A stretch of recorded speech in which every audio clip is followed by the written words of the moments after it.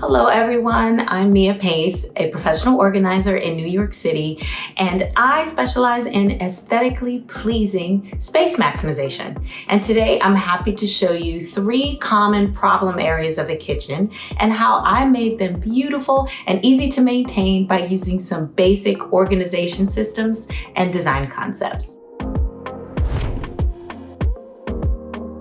First, we have the utensil drawer. So we take everything out, sort things into 3 categories: keep, toss, donate, or relocate. Then I took measurements to buy drawer organizers.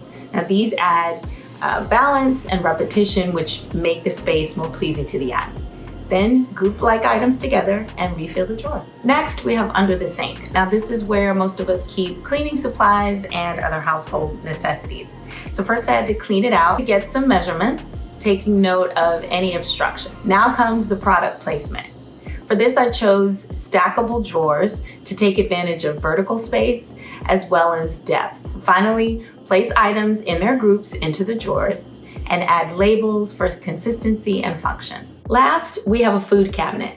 Now, many kitchens don't have a pantry, so setting up cabinet space to act as pantry space is very helpful.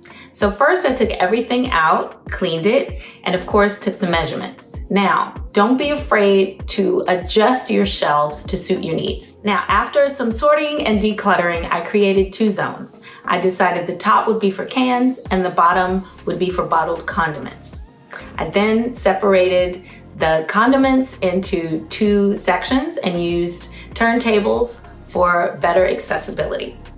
And for the cans, I decided to use risers for visibility. And there you have 3 beautifully organized areas of the kitchen.